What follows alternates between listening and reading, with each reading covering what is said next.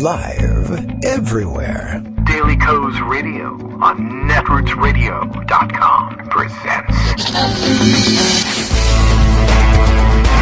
David Walton. Kagro in the Morning Show.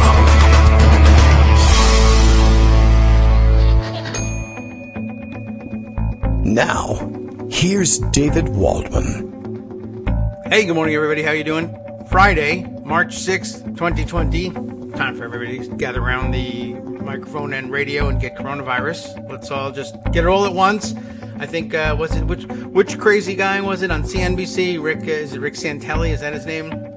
Who was suggesting yesterday, I didn't see the clip. I can't tell whether I think he was being serious or not, but suggesting that maybe we ought to just get it all over with. And for the sake of the economy, we should just get the coronavirus all at once and then get over it. Maybe not get over it, maybe die, whatever. But then there wouldn't be this rolling wave of absences from work that would affect the economy for such a long period of time.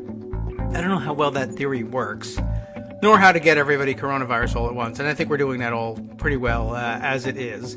But, also some percentage of the population just dies, and that's probably not very good for the economy either. I don't know. It sounds like a weird idea. I don't think we need to spend very much time taking apart why it's not a particularly good idea. But if you like, we could scratch our heads over it for a little while. But when you're finished doing that, of course, wash your hands. So, okay, once again, just because we are in the middle of the explosion of this disease, and I guess we're now actually pandemic with it. Greg's not here today. Wash your hands. Yeah. I read a nice bit here. I don't have Greg here to fact check it, but the guy sounded like he made a certain amount of sense and that he had some experience in the area. And plus, of course, my mom texted it to me, so it's got to be true. Because if this doesn't work out, then, what is there to believe in America at this point? If your mom can't text you advice from somebody who knows somebody who knows somebody and have it be true with regard to science, then I don't know what there is left in life. But, washing your hands, certainly no handshaking, and we've heard all about that. Here's some other suggestions. You want some more suggestions? Sure, why not? Before we get to the serious political news of the day. Yeah, this one may be something you do anyway. Use only your knuckle to touch light switches, elevator buttons, etc. Lift the gasoline dispenser with a paper towel or use a disposable glove. And a lot of your better gas stations do provide those gloves these days. So maybe you get a chance to use some of those. Open doors with your closed fist or hip, presumably push doors. Do not grasp the handle with your hand unless there is no other way to open the door. Especially important for those high traffic areas like bathrooms, stores, post offices, etc. Schools for the kids. Disinfectant wipes at the stores when they're available. I see that in a lot of the supermarkets now. Sort of an interesting thing that I have ignored to date, even at the beginning of this pandemic. They put out those anti-bacterial or disinfectant wipes. Of course, this isn't a bacteria, but still. Disinfectant wipes that you wipe down the handles of the push handle of the shopping cart with. That's a high traffic thing. Everybody in town puts their hands all over them, and I always say, well, I'll wash my hands afterwards. That I actually always did anyway. And usually because I was coming home to prepare some food after being at the grocery store. So good reminder. Anyway, so why not do that? Do a favor for the next person to use the damn thing too. Washing your hands, of course. Hand sanitizer. Of course, we have Greg's recipe for hand sanitizer if your local stores are out. What was it? 2 parts alcohol to 1 part aloe vera gel, I assume, and mix it all up. So they say use greater than 60% alcohol-based sanitizer. So that'll do it, because it'll be 66.6, repeating 6, percent alcohol if you get those proportions right. Keep a bottle of hand sanitizer available at each of your home's entrances, not including your windows if you think that, airborne commandos are going to come through dropping down from helicopters. That's the least of your problems if that's the case. So keep one in the car, right, for use after getting gas, that is to say gasoline. If you get gas, that's your own problem. Or touching other contaminated objects when you can't immediately wash your hands. Of course, coughing and sneezing, ideally, you would have disposable tissues on hand that you could then get rid of. If you're using your elbow, how about this?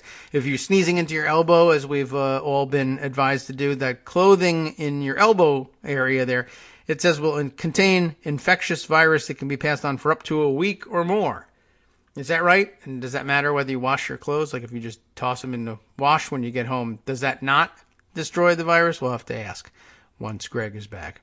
Let's see. As far as stockpiling, latex or nitrile latex disposable gloves for use when going shopping, using the gasoline pump, and all other outside activity when you come in contact with contaminated areas.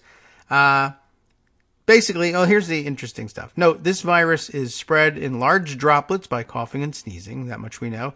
This means the air will not infect you, but all the surfaces where the droplets land, obviously, are infectious for about a week on average, like your neighbor's car if you are being driven to the hospital, like that guy in New Rochelle. Everything that is associated with infected people will be contaminated or potentially infectious. This virus is on the surfaces. You won't be infected, though, unless your unprotected face is either directly coughed or sneezed on, and that's not likely to happen, or you put the damn thing in your own mouth, essentially, or nose. The only way, it says here, the virus only has cell receptors for lung cells, so it will only infect your lungs. The only way for the virus to infect you is through your nose or mouth via your hands or an infected cough or sneeze onto or into your nose or mouth. So don't let anyone cough or sneeze in your nose or mouth. And don't do the work of the virus for it by scooping it up off of a surface and sticking it in your own mouth or nose. The one additional bit of information, well, one or two additional bits of information that were of some interest. If you have the masks, this is an interesting thought. I don't want to cause a run on masks or anything. But as we know, the disposable masks won't prevent you from getting the virus, though it will somewhat help in your spreading the virus. If you already have the illness and you're coughing or sneezing, it'll keep more of those droplets in with you where it won't do as much damage as it would on surfaces elsewhere for others to scoop up. But this was an interesting point.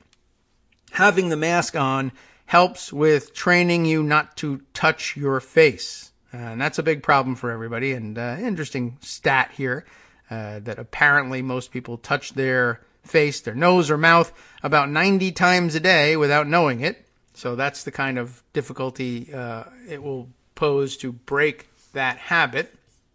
So keep that in mind. But having the mask on, I guess, keeps you conscious of the need to break that habit and dissuades you from, in most cases, touching your nose or mouth. So that's an interesting idea, but don't hog up all the masks just for that. Also, new point I hadn't heard here, stock up with zinc lozenges.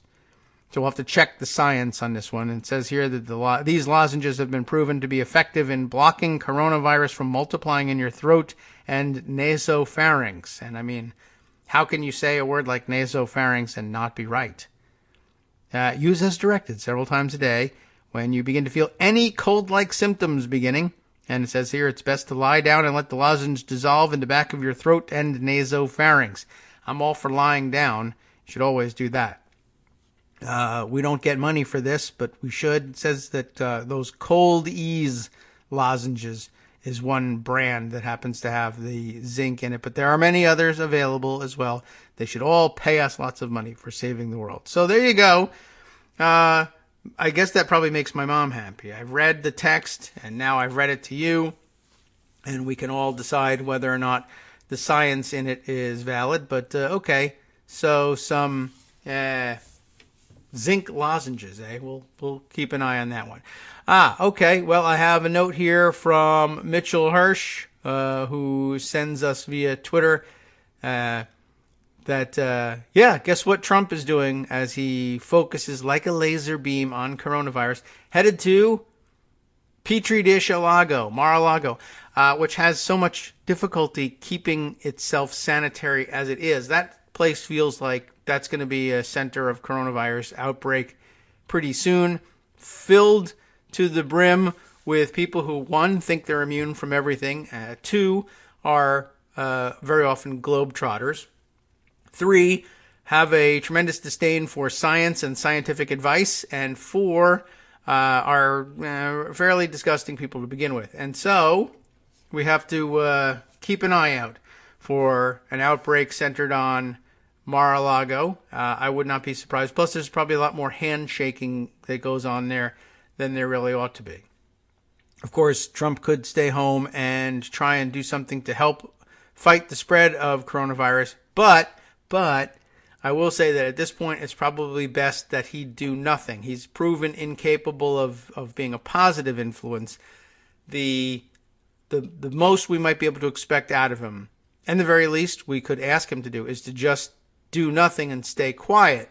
So it might be better maybe if he goes to Mar-a-Lago, but Mar-a-Lago doesn't tend necessarily to keep him quiet. But okay, that's where we are as far as satisfying my mom's interests this morning. How about, what's my dad up to? Or what about your mom? What's she tweeting you or texting you about? Pass it on here at the KITM hashtag. How about that? We've got lots to catch up on. Daily Kos Radio now being live. 10 minutes ago, we were alerted to this fact by Bill in Portland, Maine, who says that Kagro X, me, David Waldman, has the best Friday news ever. It's been pretty good so far, right? A Trump-supervised construction project is actually running on schedule. Is it on schedule? Melania's White House tennis court. The Republic is saved. The end. Yes, I did happen to see yesterday that mid-pandemic, Melania was pleased to let us all know that work had begun. And this is why I wonder, is it on schedule? It's year 3, nearing the end of year 3 of his term of office. And they are just now getting started on work on what will become the White House Tennis Pavilion, which is interesting. One, that we haven't had a tennis pavilion to date. Two, that anybody thinks that Trump people are going to be playing tennis. I mean, I've seen pictures of Trump playing tennis from, 15 plus years ago. It didn't really look like he was able to, keep pace with tennis as a pastime then. I assume it's only gotten worse. Maybe Melania plays tennis and we don't know it. It's possible.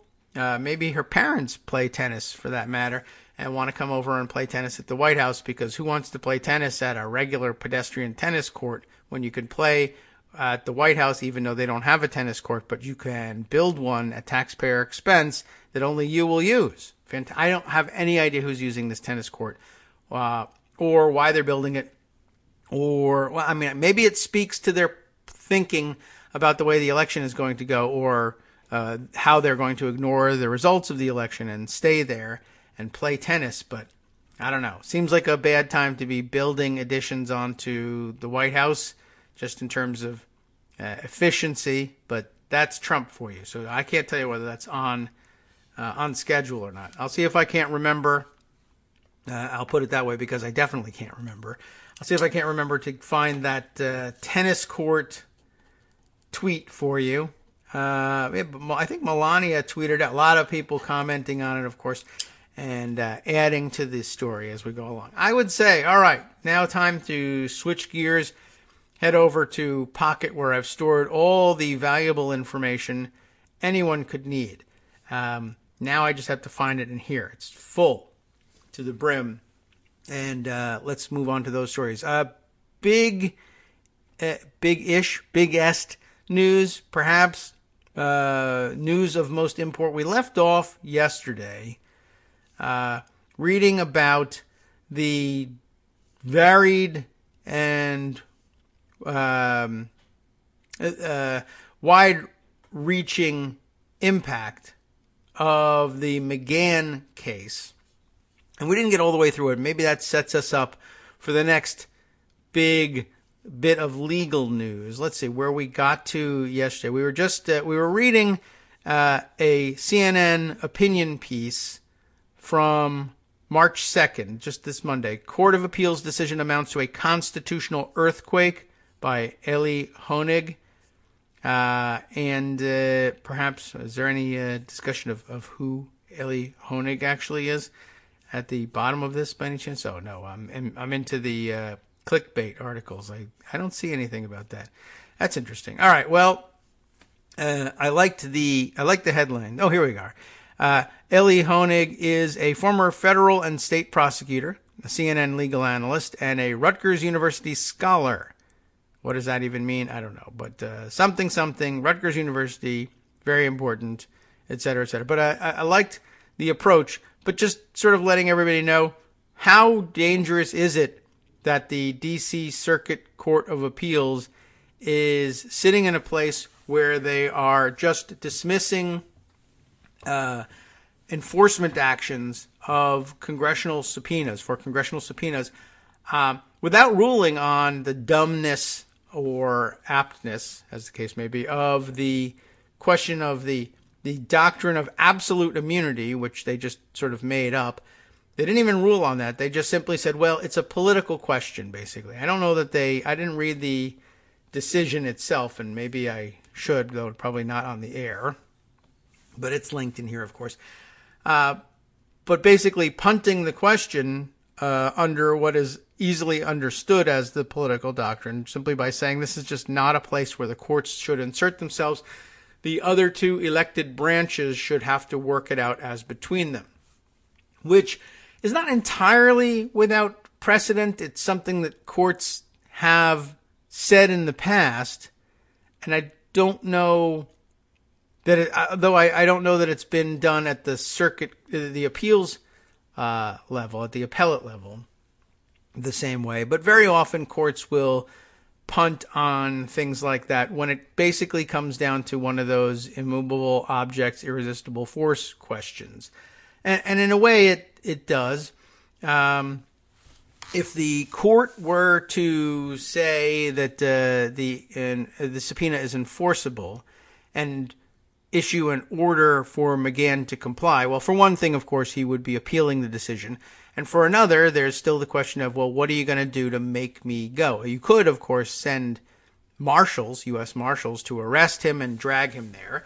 But, of course, Congress could have done that itself in the beginning of this process with inherent contempt. And the same thing that makes people timid about inherent contempt, the scene of actually arriving and arresting someone, a federal official or a former federal official, and dragging them to anywhere, is, I don't know, somehow frightening and scary for all involved, not just the person being dragged somewhere. And so it doesn't happen.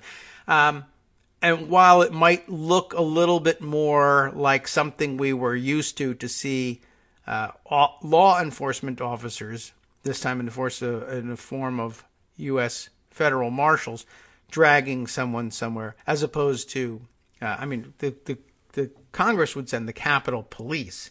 So you'd still see cops doing this work, essentially. But somehow we're perhaps more conditioned to the idea that a court, which we associate more closely with law enforcement, even though it isn't law enforcement, that they should be able to do something like this, but that Congress was perhaps too political a body to be, to be trusted with such a thing. And we're not used to it.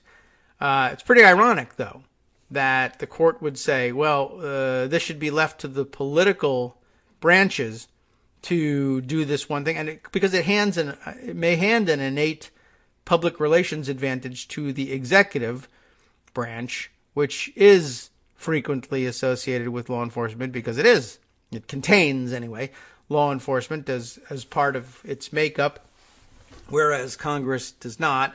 And but for the courts to say one of the two political branches is going to have to, either one of the two is going to have to assert its authority over the other in the form of probably armed law enforcement action, that is, in a way, deciding the case and probably deciding it in favor of the executive branch. But to say we'll step out of it and you two have to work it out, as I said, it's happened before, but it's usually happened in the context of a normal, sane presidency and a relatively normal, sane legislature, where they both say it would be unseemly for us to either enforce the subpoena or refuse to enforce the subpoena either way with the threat of armed force behind us. We're going to have to work something out. And very often they do.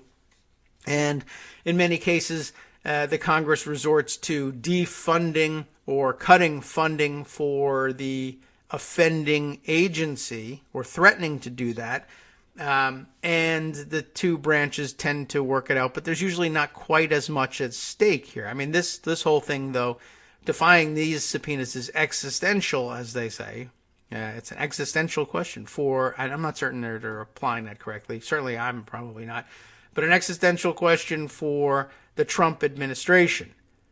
It's if these people are forced to testify and they testify truthfully, they will probably take down the administration by revealing awful, impeachable, yes, but sometimes even convictable and criminal activity. Of course, they could go and lie and implicate themselves in their own sort of criminal activity.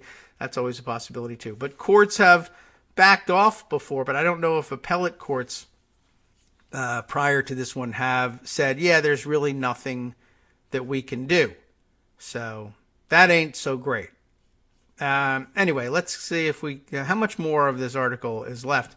We left off, I believe, right at the end of the first portion of the article, in which, we wound up with the implications of Friday's decision go beyond Trump or Jerry Nadler or Don McGahn. If the ruling stands, it will fundamentally change our government, placing the president and his administration beyond the reach of congressional oversight.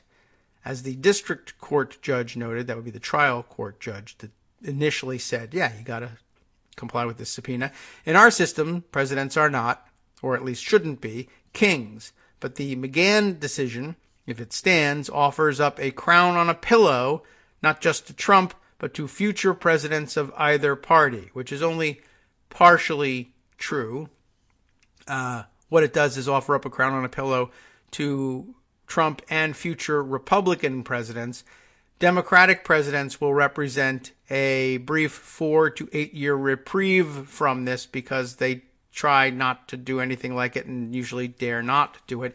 Though, to be clear about it, there were certainly times where, during the Obama administration, where they refused to comply with subpoenas, in particular with Eric Holder and his response to their somewhat frivolous subpoena flurry connected to the Fast and Furious investigation. So it's not entirely true, but basically, though, Republicans, well, here's your answer. How many administrations of both parties have asserted the supposed doctrine of absolute immunity from compliance with subpoenas? And the answer is one, and Republican. And they're not going to ratchet back from that. They're going to continue using that. I would be very surprised to find, although I guess if it's established as a doctrine, there's no reason why Democratic administrations shouldn't use it. Anyway, the point really is that most often it is, I think, Republican administrations really pushing the boundaries on this. Occasionally, you do find, though, that Democratic administrations make use of the same precedent once it's established, but usually with a little bit less aggression, although everybody has used it with less aggression than the Trump administration. That's the problem with it. All right. The article continues, though. Now your questions. So I guess there were some questions posed to Ili Honig, who then answered them somehow. I don't know how this worked out. I don't know what the logistics were. But here we are. Rick from New York. Go ahead. We don't really know that Rick is from New York. It just says that here. Can the Supreme Court overturn a presidential pardon? Oh, okay. That is interesting. I guess these are just general legal questions, but everything's connected here. Why not throw this one in here? We don't conclusively know the answer, in part because our Constitution does not specify whether the Supreme Court or any other body can overturn a presidential pardon, and in part because nobody has ever formally challenged such a pardon. While the president holds very broad pardon power under Article 2 of the Constitution, there are gray areas. For example, we don't know whether a pardon granted for criminal purposes, such as bribery, would ultimately stand. No criminal charge has ever been brought relating to presidential pardons, but the Justice Department did investigate President Bill Clinton's 2001 pardon of financier Mark Rich with no resulting criminal charges. We also know, or do not know conclusively, whether a president can pardon himself, though Trump has declared that, quote, I have the absolute right to pardon myself, unquote. No president has ever tried, of course, but whatever. Just say you have the absolute right. There is also a procedural question about how a question about an arguably invalid pardon might reach the Supreme Court, right? Standing will really hurt you there. An outside party, an interested citizen or Congress, likely would not have standing, a direct stake in the matter, that is, in essence, to sue. The only feasible scenario would be for the Justice Department to indict the pardoned person, who would then raise the pardon as a defense to the criminal charge. At that point, the dispute would be in front of the courts and could end up before the Supreme Court. It is unlikely we will see the scenario play out anytime soon, or perhaps ever. A good point, though not entirely related. Let's see, there's another question here, though we're about to go on break. Perhaps we can pose the question and see whether it's something we'll return to after our break. How about some dramatic music for the question? BK in California. Burger King, go ahead. President Trump claims that Justice Ginsburg and Sotomayor should recuse themselves from his cases because they are biased. If so, then shouldn't Justices Gorsuch and Kavanaugh have to do the same? That's an interesting question. Perhaps we'll return to it. And a few other questions to watch, as it says here, plus the next big legal story on the docket after this. Hi, everybody. It's me, David. Let's change things up from the old fundraising pitch for just a minute and talk instead about how you can be a part of our show. If you've got a smartphone or any other electronic recording device, why not sit down and record a segment for us? Read us an important article and give us your take. Read one of your own original essays, or even just give us your commentary on something you'd like to share that's important to you. Then send the file to me at kagrox@gmail.com, and I'll try and work it into the show. Short segments, a few minutes in length, are easiest to fit in. And of course, I can't always guarantee that I'll be able to play everything, but if you've ever shouted at your radio or TV about something you wish was being covered, here's your chance to change that. Make the show your own. Send your submissions to me at kagrox@gmail.com.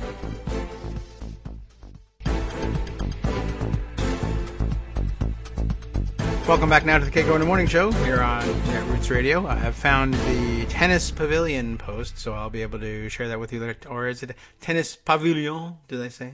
Can we say it French? Is it a French word? I have no idea. Looks like one. Let's see. We left off with the question of whether or not, if Trump were right, which he's not, that Justices Ginsburg and Sotomayor should recuse themselves from cases involving President Trump because they are biased. Shouldn't Gorsuch and Kavanaugh have to do the same? Interesting but unrelated question. Why not throw it out there? First, it is entirely up to each Supreme Court justice whether to recuse himself or herself from a particular case because of a conflict of interest. So the answer is forget about it. Most federal judges are bound by the Code of Conduct for Federal Judges, which includes guidance on when a judge must recuse. But Supreme Court justices, famously, are not required to follow these guidelines. Remember the duck hunting question with respect to Justice Scalia, which Trump finally had to murder him in his bed with a pillow for. Remember? I think that's an accurate accusation, too. I think that's proven. Or it might not be. It could be actual garbage. So never mind. That said, the argument for Sotomayor's recusal is weak. In her dissenting opinion, it's awful, actually. In her dissenting opinion that drew Trump's ire, Sotomayor did not attack Donald Trump personally or the administration. Rather, she criticized the Supreme Court itself in a formal public dissenting opinion. Most troublingly, the court's recent behavior, she said, has benefited one litigant above all others. While Sotomayor's words were strong and her direct call-out of her colleagues was unorthodox, though it was something that Scalia used to do all the time, there is nothing about Sotomayor's dissent that requires or even suggests that she must recuse. Ginsburg and Kavanaugh presently sit present slightly different scenarios because they made politically charged comments aimed not at the court itself, but rather at Trump in Ginsburg's case, or those purportedly seeking revenge on behalf of the Clintons and millions of dollars in money from outside left-wing opposition groups in Kavanaugh's case. Ginsburg later stated that she regretted her comments. Kavanaugh did not. While such comments are unwise, general political statements do not necessarily require recusal, and even if they did, the decision would be entirely up to the individual justice. Nor must Kavanaugh or Gorsuch recuse from cases involving the Trump administration merely because Trump nominated them to the court.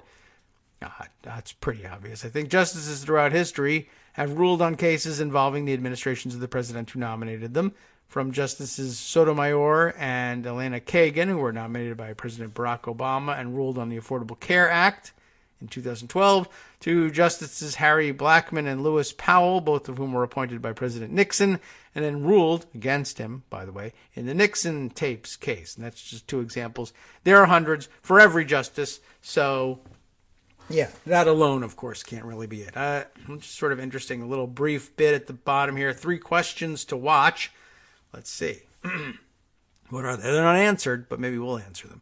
1. Will the entire D.C. Court of Appeals, sitting as a whole en banc, review the McGahn case? That's a question. How will Judge Amy Berman Jackson rule on Roger Stone's motion for a new trial? And 3. Will Attorney General Barr take a stand against Trump's continued attacks on judges and jurors? Well, no. So we can answer that one.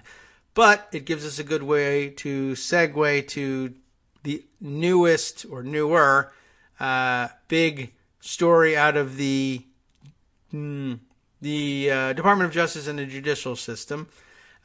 We received word the other day, and I think Mother Jones is the first of the reports that happened to cross the transom this morning via Twitter that was actually covering the thing. But we got word of a interesting development out of the Department of Justice. Let's see. There was also, I think, a tweet on it that I put away for discussion.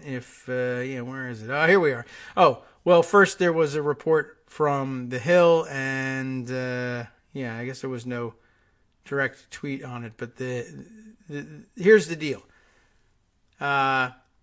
Maybe I'll just read the Mother Jones report. A federal judge has ordered, I'll give you the basic story was from The Hill. A federal judge has ordered the Department of Justice to hand over the unredacted Mueller report.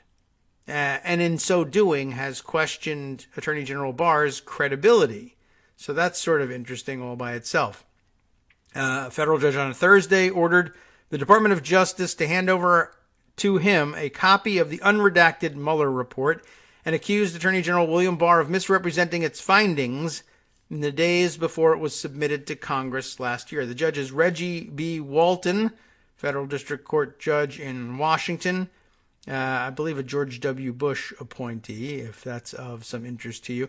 So the rather dry recitation of things afforded to us here by The Hill. Harper Neidig, N-E-I-D-I-G. That's an interesting surname. Haven't run into that one before.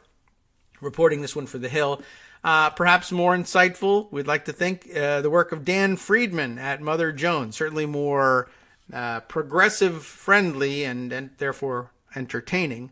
Let's read his take on it. A federal judge just called out William Barr for distorting the Mueller report's findings. This is the more interesting part of the story. Unless, of course, you count as more interesting the possibility that a federal judge could order the Justice Department to turn over the Mueller report and they just say no. Well, of course, first they'll say, perhaps we'll appeal your ruling and then appeal it again if necessary and then again if necessary and then say no. But we could just cut to the chase and, admit that they're likely to say no, or are they? Maybe they'll just be like, what the hell? Who cares? Here's the Mueller report. No one cares about the Mueller report anymore, and we're not going to do anything, and nobody's going to force us to do anything about enforcing it anyway, so here it is. I don't know what they're going to do. But Dan Friedman has this to say. A federal judge just called out William Barr for distorting the Mueller report's findings. Subheader, pull quote here. These circumstances generally, and Attorney General Barr's lack of candor specifically, call into question Attorney General Barr's credibility. Not a good thing for a federal judge to be saying if you are the Attorney General. So here we go. Attorney General William Barr showed a lack of candor in his public descriptions, remember this, of Special Counsel Robert Mueller's report on Russian interference in the 2020 election, but we know the 2016 election. A federal judge said Thursday in a strikingly pointed shot at the country's top law enforcement officer, who, believe it or not, is William Barr. U.S. District Court Judge Reggie Walton said that Barr had, quote, distorted the findings of the April 2019 report in a press conference and a letter to lawmakers. Walton's critique echoes that of Democrats in Congress and elsewhere. They were right. I can't believe it. Who have consistently accused Trump's attorney general of lying about the conclusions of Mueller's report and in other public comments in order to protect Trump, because he's doing that. But Walton's ruling stands out in coming from an officer of the court. The judge's scorching opinion came in an ongoing lawsuit from BuzzFeed against the Justice Department, seeking the release of an unredacted copy of Mueller's report. This week, Walton ordered the department to provide him an unredacted version to review, and he suggested that Barr's public comments did not align with the report's findings, calling into doubt the department's claims about the need for parts of the report to remain secret. And before we get to what Walton wrote in this, does everybody understand how this case sets up?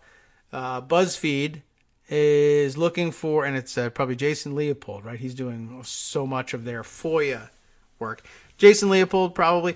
BuzzFeed, certainly. And probably, I believe there's another plaintiff that's joined in this who's doing the same thing. Made a Freedom of Information Act request for an unredacted copy of the Mueller report because we want to know what the hell is in there. And the Justice Department, of course, said, no, we won't give you an unredacted version of the report. There are many things in there which something, reason cannot be revealed. In some cases, national security. In some cases, harm to an ongoing matter before the courts. In some cases, those matters have resolved themselves and should therefore now not present a problem. And a lot of the redactions were for the personal privacy interest as well. We'll see, though. But basically the point of the lawsuit is that BuzzFeed is asking a judge, are these guys full of it? Or have the redactions that they made really got legs to stand on? Are the personal privacy interest redactions really necessary? Are the harm to ongoing matter questions or redactions really necessary? Are some of them which have resolved themselves now able to be unredacted? Are the national security claims that they're making really based on national security issues, or are they just using that knowing that most often courts don't look any further into it because they trust the Justice Department to do the right thing and to justify itself when they use these redactions, whereas the Attorney General has shown, and I guess the judge agrees, that he's really not trustworthy when it comes to using redactions judiciously and forthrightly, with some real sense of responsibility to the public for revealing information that doesn't have legal basis for being hidden. So when you have a question like that, the judge is going to say, yeah, you're going to have to give me an unredacted copy of the report, and I'll look at what's actually there and what was the excuse provided by the Department of Justice for not including it in the publicly released report and instead redacting it. And if I find that there's no basis for the claims that you make, I will order you to unredact these things. And those things which I find are still subject properly to redaction, or whether there's even at least a legitimate claim, I might just let those things stand. But I have to see an unredacted copy of the report in order to make that decision. And I don't know what the DOJ is going to answer to this, but here's how Judge Walton put it. The court cannot reconcile certain public representations made by Attorney General Barr with the findings in the Mueller report. The inconsistencies between Attorney General Barr's statements, made at a time when the public did not have access to the redacted version even of the Mueller report to assess the veracity of his statements, and portions of the redacted version of the Mueller report that conflict with those statements caused the court to seriously question whether Attorney General Barr made a calculated attempt to influence public discourse about the Mueller report in favor of President Trump, despite certain findings in the redacted version of the Mueller report to the contrary. These circumstances generally, and Attorney General Barr's lack of candor specifically, call into question Attorney General Barr's credibility. And in turn, the department's representation that all of the information redacted from the version of the Mueller report released by Barr is protected from disclosure by its claimed FOIA exemptions. So that's at the heart of the question, right? Essentially, the first question is, can I have an unredacted copy? And the second question is, if not, is it because are any redactions that remain, if are necessary, are they grounded in law?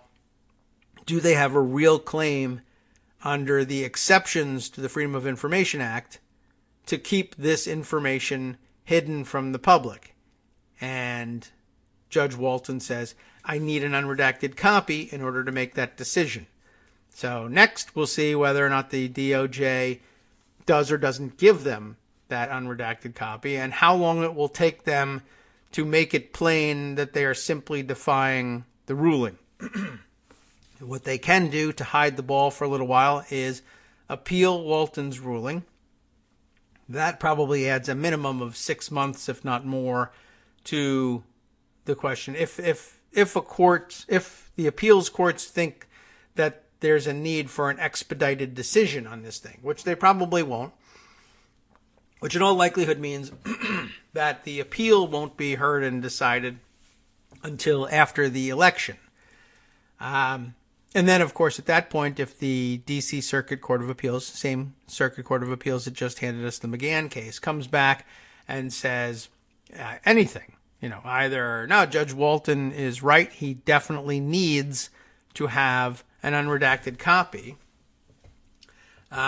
they will and can appeal that too. They can appeal to the Circuit Court en banc and add another 6 months to a year to that process.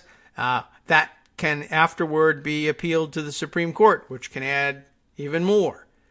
So they could be assuming, let's say, assuming for the sake of this problem that Trump somehow cheats his way into a second term, they could be more than halfway through their second term before the Supreme Court finally hands down what has to be the operative answer on the narrow question of whether or not Judge Reggie Walton will or won't get an unredacted copy of the Mueller report so that he can later rule on BuzzFeed's Freedom of Information Act request.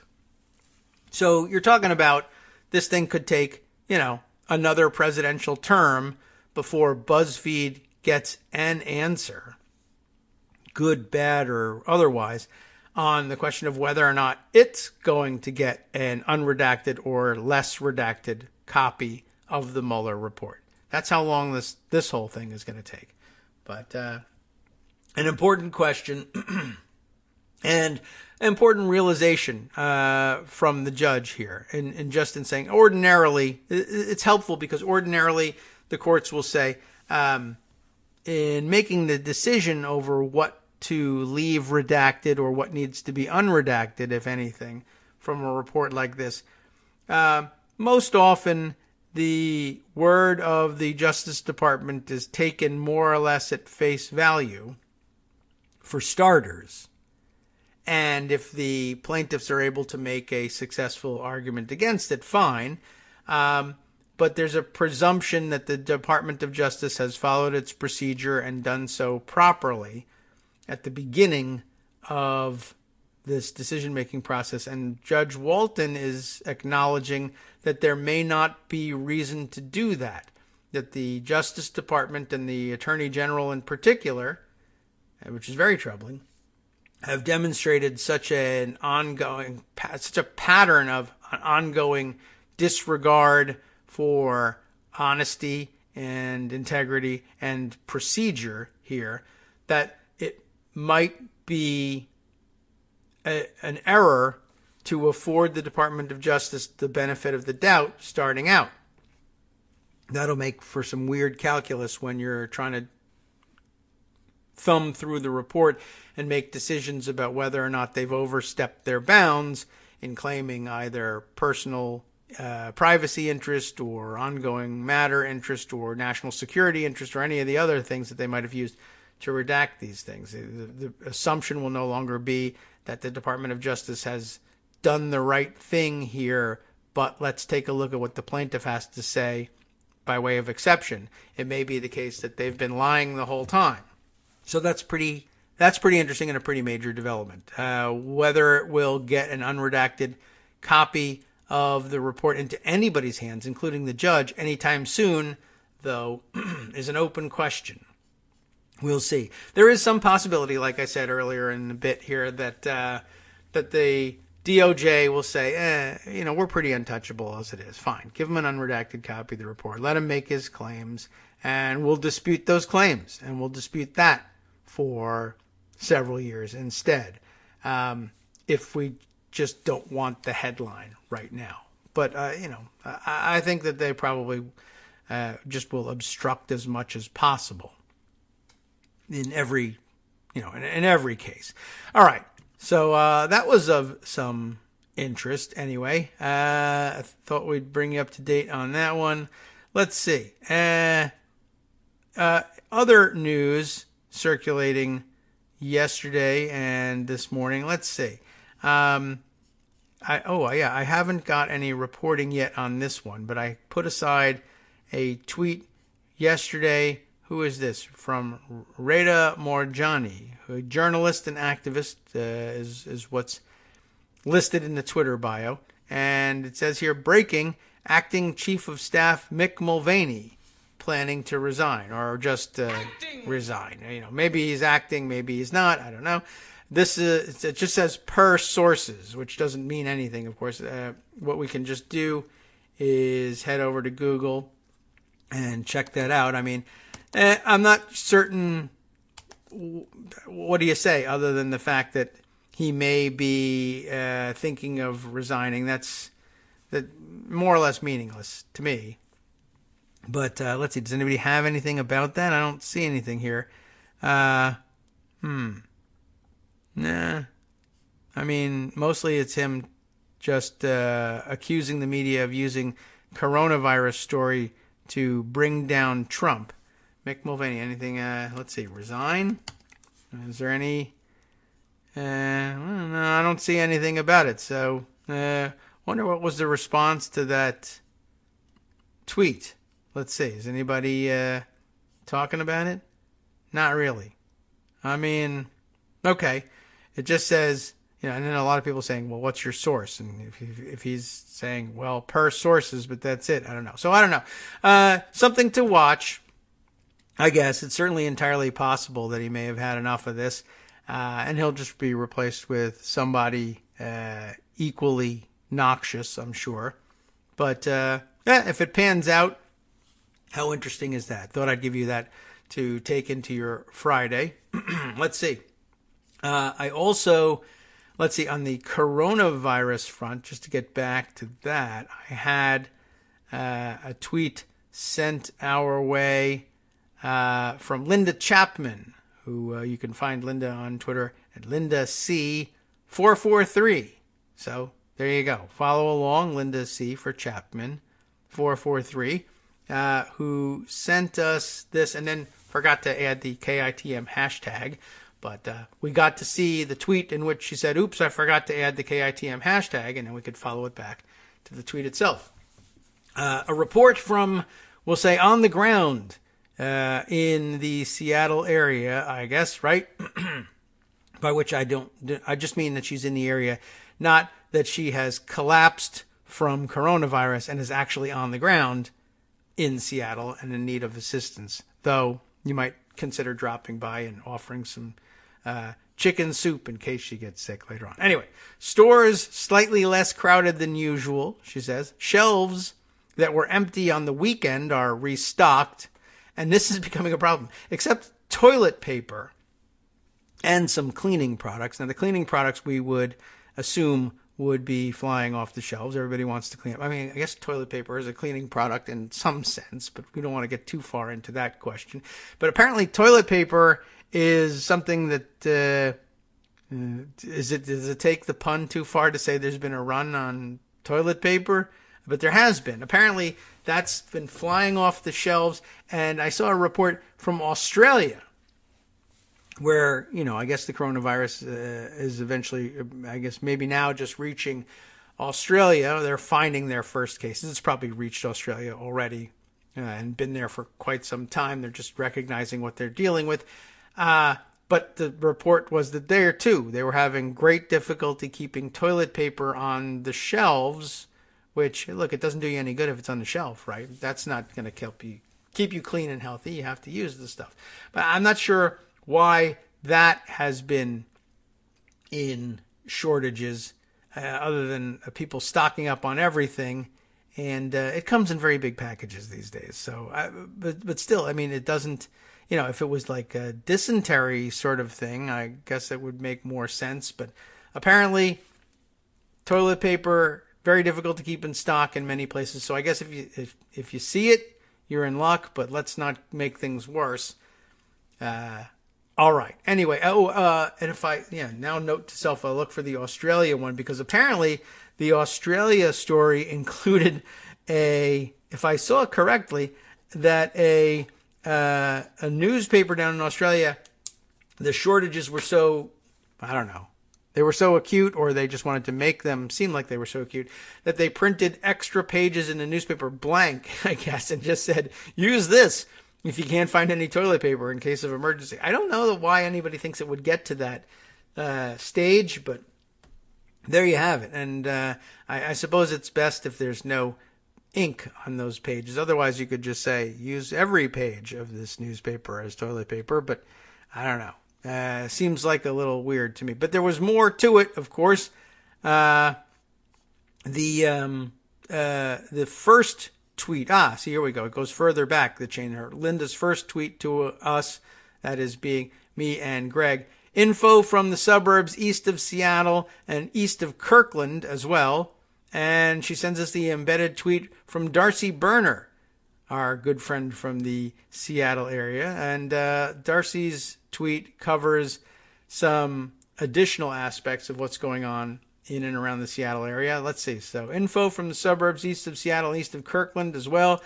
North Shore School District, next door to Kirkland, we heard about that, includes parts of King and Snohomish counties, closing schools starting Thursday for up to 2 weeks. 22,000 students there, something more serious than closing for the weekend to sanitize.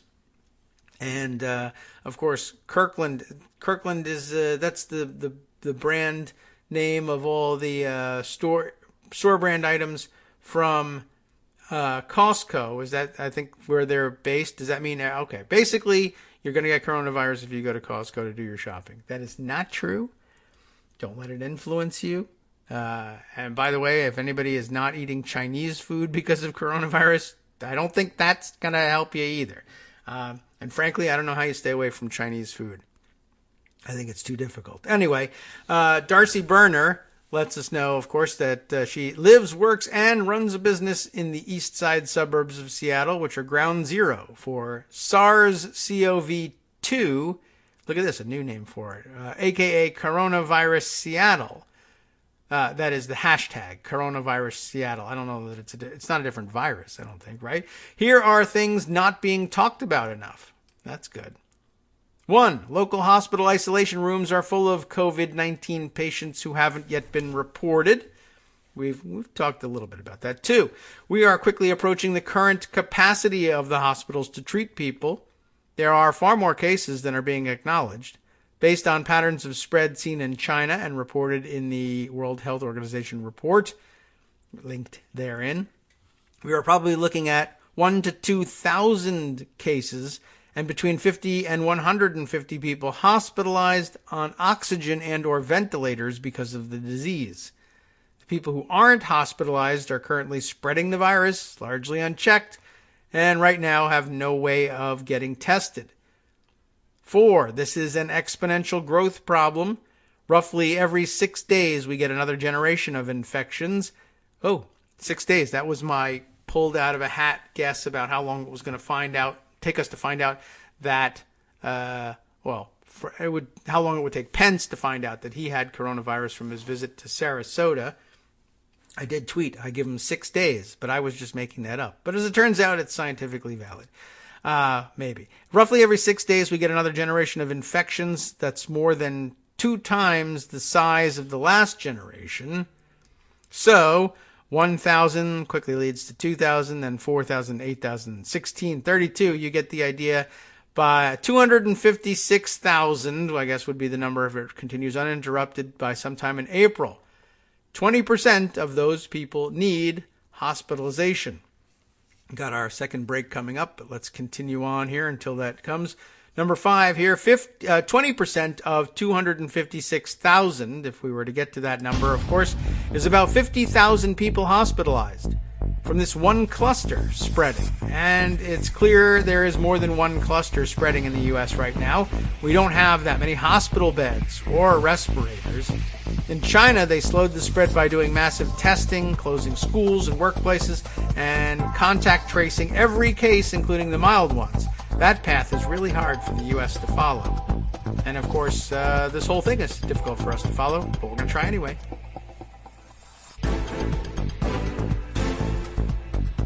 Welcome back now to the Kagro in the Morning Show here on Networks Radio. Let's see. Continuing on here with Darcy Berner's tweet thread.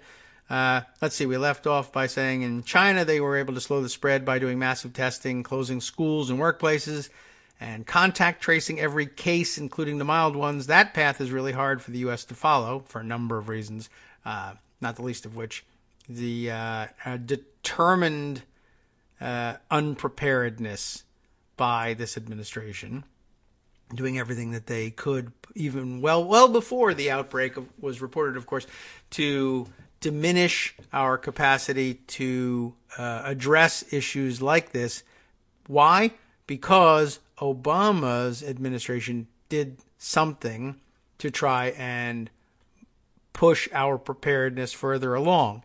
And everything that Obama does is Kenyan foreign communist socialism and has to be stopped.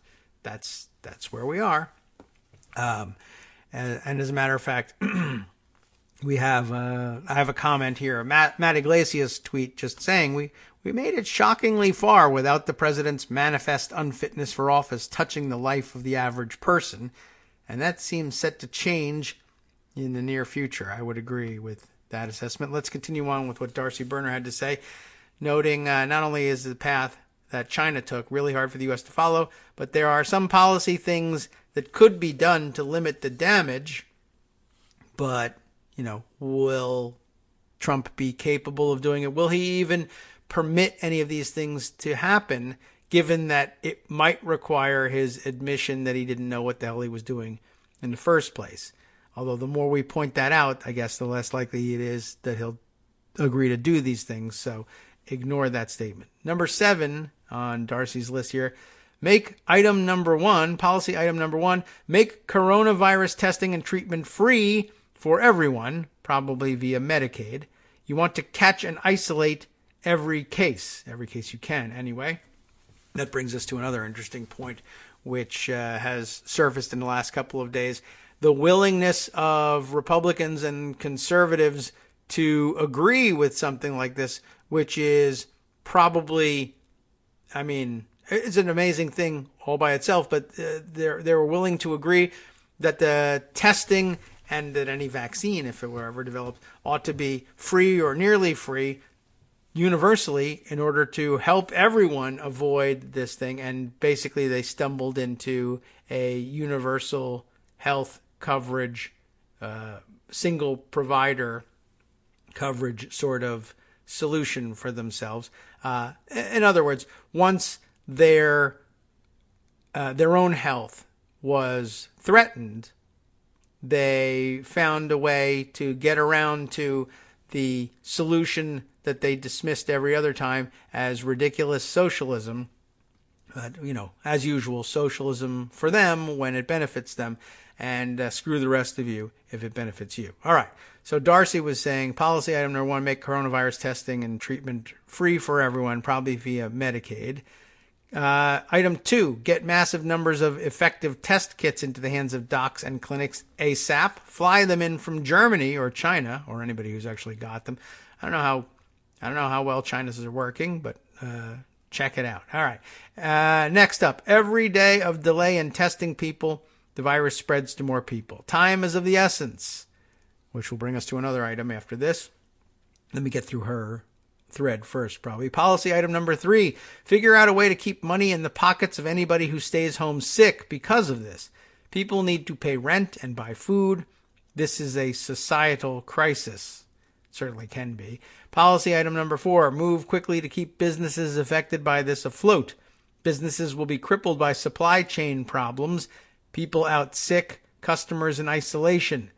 Make SBA, Small Business Administration, disaster relief loans widely available for any business who needs them. Next, cancel large gatherings in schools sooner rather than later in areas of outbreak. Yes, it is super inconvenient, but it will also be inconvenient when kids have parents die of this because the child brought the infection home and there were no more hospital beds for the parent. Next up, mandate that insurance companies cover 90 days of prescriptions now and figure out how to do delivery of prescriptions and food. Many of us, of course, are on health plans that will only cover something like 30 days of prescriptions at a time. But your prescription will run out at some point and you'll need to go out to the pharmacy, which is not a great place to avoid infections often, and get more. What if you could take 3 months of it home with you and not have to visit the pharmacy in between? Well, this is going to be bad, but how bad it will be is dependent a lot on whether policymakers grit their teeth and do what's needed. That's the conclusion of Darcy's thread. I will add to it news from the tweet widely circulated yesterday from Matt Pierce, how does he pronounce it? Pearce. We'll have to ask him one day. LA Times national correspondent, tweeting out what he says is a pretty stark statement from a Kaiser nurse in Northern California who got sick after caring for a coronavirus patient, criticizing the CDC for delays in testing. And a screenshot of it is attached, dated March 5th. That's yesterday. Our nurse here, still anonymous as far as I know, but maybe known to Matt. But as a nurse, I'm very concerned that not enough is being done to stop the spread of the coronavirus. I know because I am currently sick and in quarantine after caring for a patient who tested positive.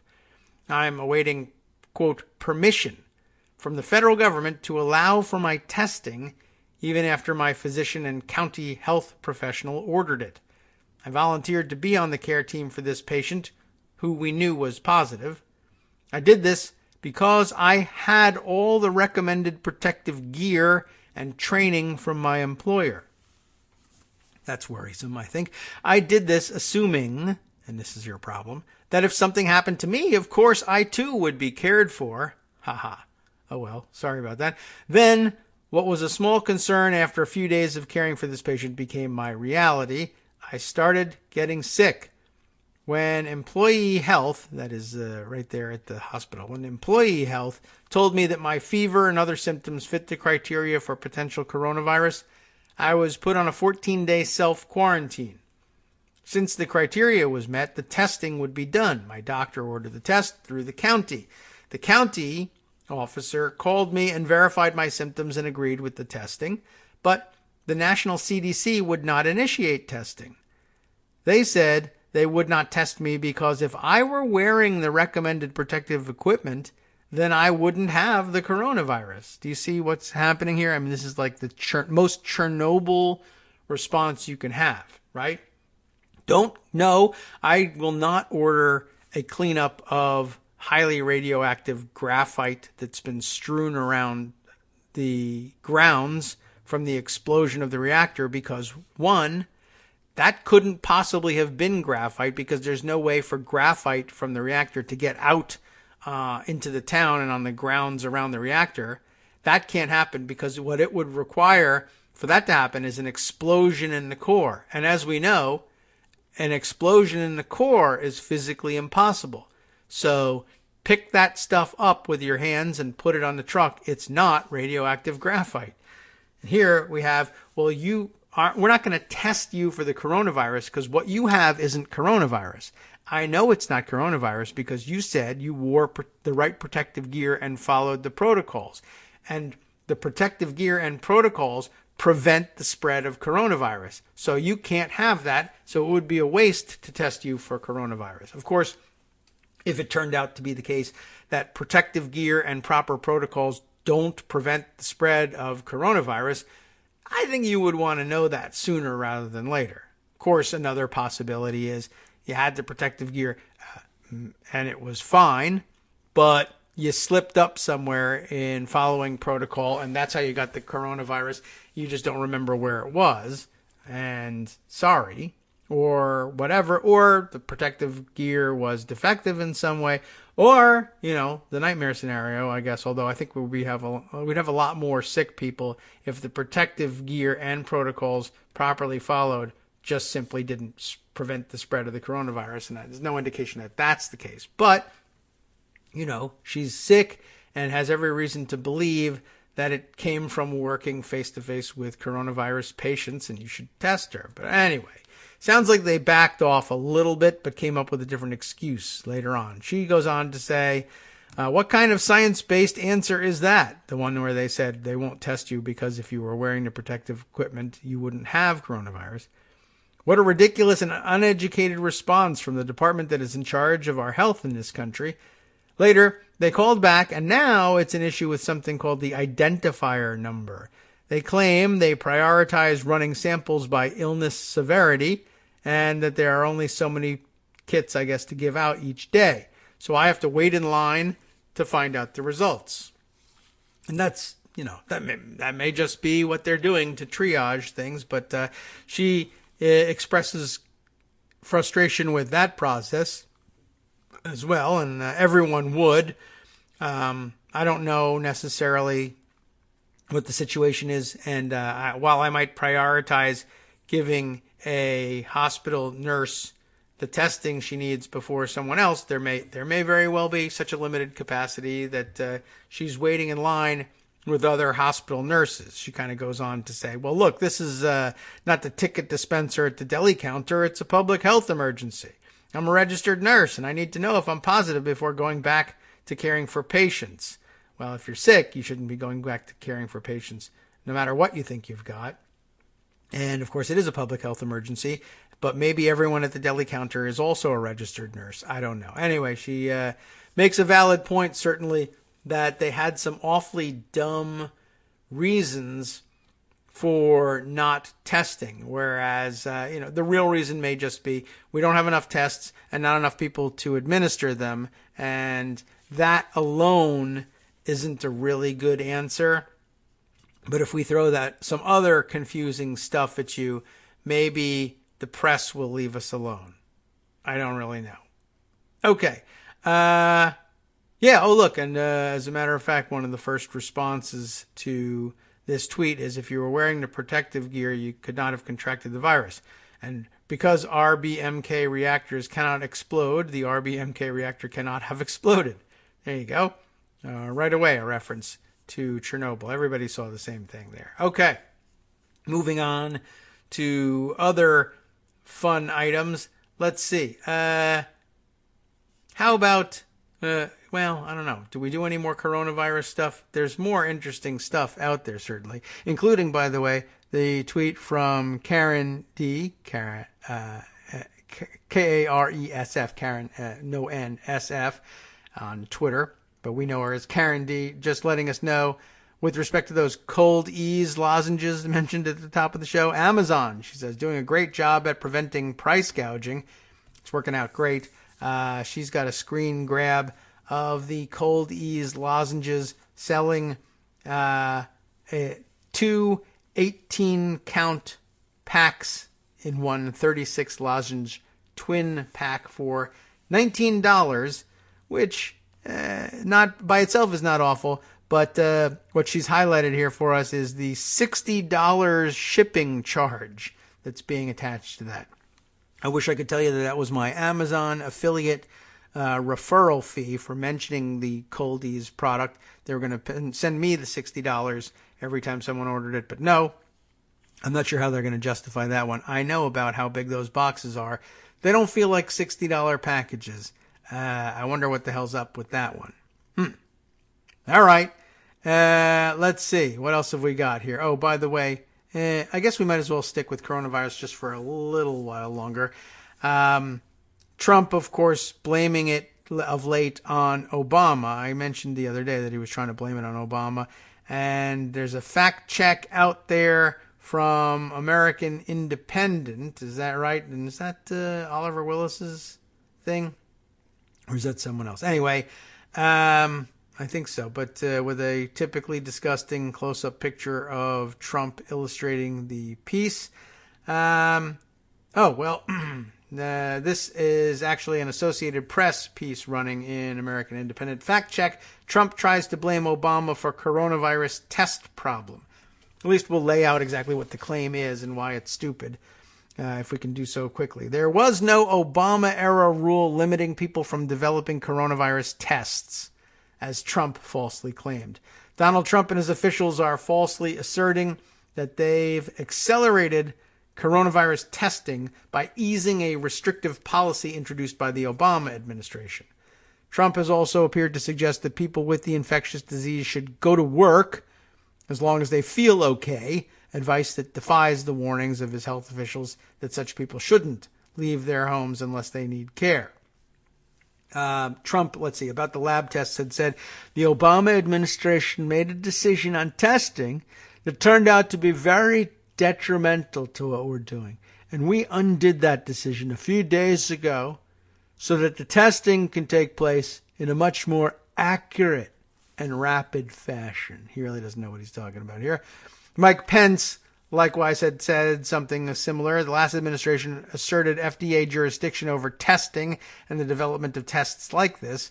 The president changed that on Saturday so that now, as I spoke to several governors this morning, the states will have the ability to actually conduct the coronavirus test in state labs, university laboratories. Trump also at some point said this was a very big move, and it was something that we had to do, and we did it very quickly. I'm surprised he didn't say strongly. And now we have tremendous flexibility, many, many more sites, many, many more people. And you couldn't have had that under the Obama rule. And we just ended that rule very quickly, according to his remarks on Wednesday. The facts, however, say that it's not true that an Obama-era rule limited laboratories run by companies, universities, and hospitals from developing and running tests for the coronavirus during an emergency. No such regulation existed. Well, no such virus existed, really. The Trump administration action Saturday only undid a policy that its own Food and Drug Administration put in place. The new action let labs develop and use coronavirus diagnostic tests before the agency reviews them. Previously, the FDA had only authorized use of a government test developed by the CDC. Under a 2004 federal law, the FDA has wide power to authorize drugs, tests, and other therapies during emergencies. That means no legal authority was hindering the Trump administration when it earlier decided to limit testing to public health labs using the CDC test. All they did was reverse a policy that they themselves set, said Dr. Joshua Sharfstein, an FDA official during the Obama administration who is now a vice dean at Johns Hopkins Bloomberg School of Public Health. Did you know that? Former FDA testing employees said that during public health emergencies, the agency tended to increase its scrutiny and require diagnostic labs to seek authorization before launching their tests. But they said that was not a binding policy and it preceded the Obama era in any case. Trump and Pence appeared to be referring in part to draft FDA guidance circulated during the Obama administration in 2014 that called for tighter regulations of so-called laboratory-developed tests, a market traditionally not overseen by the agency. That non-binding guidance cited a need for accurate and reliable tests to help consumers make better healthcare decisions. But that guidance, which did not pertain to public health emergencies such as the coronavirus, never went into effect. The virus has infected more than 90,000 people worldwide, killed more than 3,100, but the United States has trailed other countries in rolling out tests because of problems with its test kits. In January, the CDC said it developed a test kit and sent it to state and big city public health labs so they could test more people, but most of the kits proved to be faulty, providing inconclusive results to test samples that should have tested positive. All right. So then more criticism of his inability to simply tell people to stay home as well. We'll include that for your review over the weekend if you wish. All right. There's also, and I'll include this too, and this I think will take us a little longer to sort through, a Time magazine look from Vera Bergengruen and W.J. Hennigan, published yesterday. Doomed from the start. Experts say the Trump administration's coronavirus response was never going to work. And that does sound really interesting, but it will take us probably a good chunk of what we've got left for some other stories. But I'll add that into the mix as well. If you're, looking for details that will enable you to hang this crisis on the Trump administration, which is exactly what Trump is worried about. You may find some additional ones here in the Time magazine rundown on it, and it really does look pretty thorough and pretty interesting. But I do feel like there's a couple other things we want to hit on today, so we'll just make that assigned reading or suggested reading. For suggested further reading, try this. Okay. Let's see. Wow. Next up, we'll go to David Farenthold. I think he's got a new-ish piece in the Washington Post and had a series of tweets about it that brought it to our attention. Newly obtained documents show $157,000 in additional payments by the Secret Service to Trump properties. Everything we've been worried about his gouging the Secret Service for the privilege of protecting him while he goes on his golf vacations, and how much money he's raking in because he owns the venues where the Secret Service, where he goes and where the Secret Service therefore has to stay. The picture, by the way, of the Secret Service agents used to illustrate this Washington Post piece is rather amazing. They've got like a hipster Secret Service guy here who could really probably use a haircut, quite honestly. But it gives the Secret Service a very hip and up-to-date look. I like it. Doesn't matter. Maybe he just ran out of money for the haircut budget because Trump was stealing it all. David Farenthold taking the lead on this one, as he does so well in these investigative pieces. Joshua Partlow, Jonathan O'Connell, and Carol Leonig contributing. President Trump's company charged the Secret Service $157,000 more than was previously known, which was also a lot, billing taxpayers for rooms at his clubs at rates far higher than his company has claimed, according to a new trove of receipts and billing documents released by the Secret Service.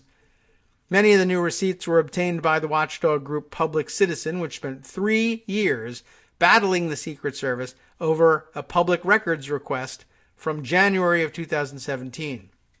Side note here, back to the earlier story we were just discussing, where Judge Walton was ordering the DOJ to hand over the unredacted version of the Mueller report to him so that he could judge the validity of the Freedom of Information Act requests from BuzzFeed, right? And we were talking about how long this was going to take. This is a good illustration. Public Citizen in January 2017 began asking for access to this information because they thought likely it would prove how much money the president was raking in personally from doing exactly this. And it has taken 3 years to get that information into the hands of newspapers that could disseminate it. So there's your answer. When added to dozens of charges already reported by the Washington Post, the new documents show that Trump's company has charged the Secret Service more than $628,000 since he took office in 2017. The payments show Trump has an unprecedented and still partially hidden business relationship with his own government, in violation of the emoluments clauses, but who cares? That's just the Constitution. The full scope of that relationship is still unknown because the publicly available records are largely from 2017 and 18, leaving huge gaps in the data.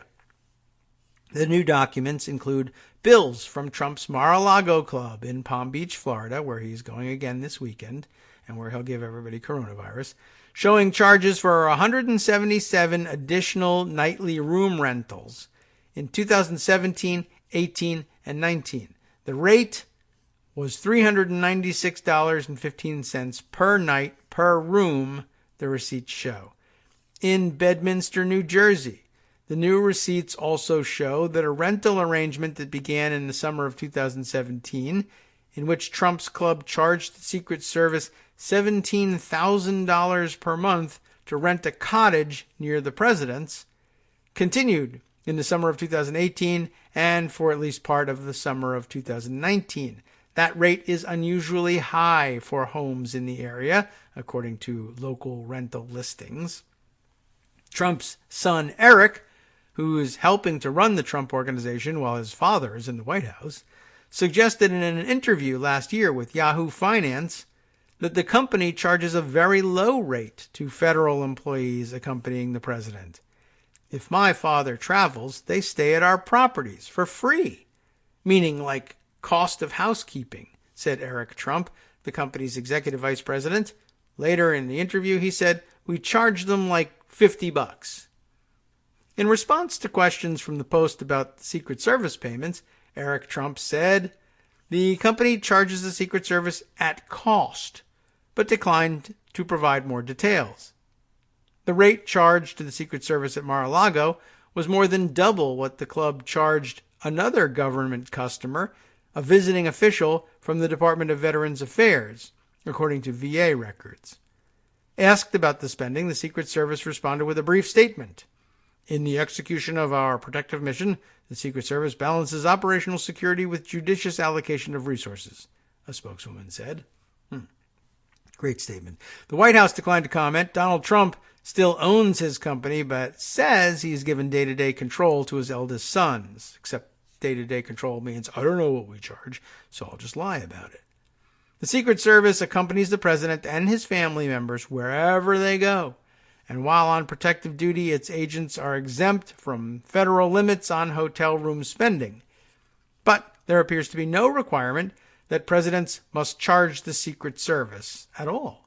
In fact, most recent presidents and vice presidents have allowed the Secret Service, can you imagine this, to use space on their properties free, according to their spokesman or presidential library staff. Before Trump, one recent exception had been then Vice President Joe Biden, who charged the Secret Service $2,200 a month to rent a cottage at his home in Delaware. $2,200 a month. Trump charges $17,000. A Biden spokesperson said that was a fair market rate. Biden's payments were formalized in a federal contract and listed in public databases of federal spending. Another big difference between the way the two of them have handled this thing. The Secret Service's payments to Trump's companies have been made through federal credit cards, not formal contracts. They are not listed in public databases. The Post and watchdog groups, including Public Citizen, have assembled some details of the Secret Service's spending at Trump properties through public records requests, one receipt at a time. How do you like that? So that's a pretty lengthy process for dealing with this stuff. The documents reviewed by the Post so far have included charges for more than 590 nights in rooms at Trump properties. At Mar-a-Lago, the rate for the Secret Service started at $650 per night. We'll have more on this right after this 2-minute break. Hi, it's me, David Waldman, your host for Kagro in the Morning, and I've learned that I either need to update these announcements more often or stop saying that the announcements are brand new. What's not new is that this message, too, is a call for your support in keeping the Kagro in the Morning show on the air. My thanks go out to all of you who do support the show through your donations. The stats say that Kagro in the Morning fans download our program about 2,000 times each weekday. But our donors make up only about 8% of our daily listeners. Patreon.com, Patreon.com, makes it simple to make easy, secure, recurring monthly contributions to support our show.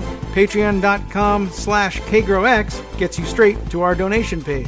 If we're helping keep you sane during the Trump era, consider what that's worth. $1 a day? 50 cents? One thin dime? We do about 20 shows a month, so pick a number, do the math, and head to patreon.com/KagroX to let us know. Thanks again, everyone, for all your support.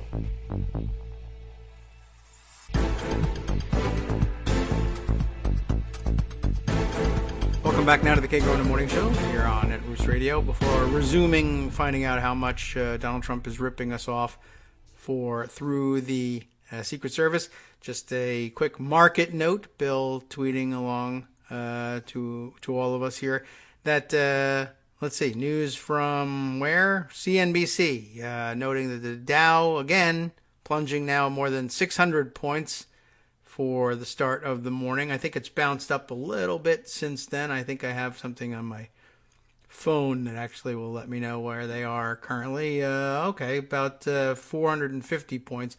Not awful, but it's been a couple of 1,000-point days. Not in a row, but a couple of 1,000-point losses, which are not bounced back from each day, but rather we just experience another losing day at some rate, less than 1,000 points at a time. What are we talking about here? 25,662, which 2 weeks ago they were like, yeah, we're going to break 30,000 sometime soon. So pretty significant chunk. So sorry to all of you who are investing so heavily. I don't know how many of you are out there losing your shirt in stocks, or for that matter in 401k funds, what have you. How's your 409k doing? The Trump administration might ask you. All right, let's continue on with the Secret Service gouging. As we were saying, right at the beginning of the Trump presidency, they were charging $650 a night for the Secret Service to stay at Mar-a-Lago, according to people who had seen unredacted versions of the receipts. Why were they redacted? From early 2017, and then the rates fell at that point, which is good news, I guess, to $396.15 per night by the fall of 2017. At Bedminster, the monthly cottage rental worked it out, I guess, on a per night basis to $566.64 per night. I don't have any doubt that the ordinary rates at some of these Trump properties is very high. I don't know if it gets to $650 a night or even $566, but a cottage at the Bedminster Club, that's probably a more expensive option than a hotel room normally anyway. But the point is, of course, that, we were all sold a bill of goods. We didn't buy it, of course. But Trump supporters were, I'm sure, taken in by the claim that Trump will save the government millions because I already own these properties. They don't have to pay anything. And Eric Trump, of course, is telling everybody that they don't pay anything, that they pay cost, $50 a night for housekeeping, for housing them, but instead they're charging an extra several $100s for no particular reason. The Post has not yet found any instance where the Trump property charged the Secret Service $50 per night for a room, or in fact any rate under $100 per night. Public Citizen submitted the public records request with the Secret Service on January 6, 2017, before Trump took office. They asked for records related to the cost of Secret Service agents accompanying trips to his private homes. And when he was getting protection, of course, before he was installed as president. After 3 years of legal wrangling, the Secret Service last month sent public citizens 60 pounds of documents, the group said. That's how they had to measure this stuff. The pounds. That's not usually what we do.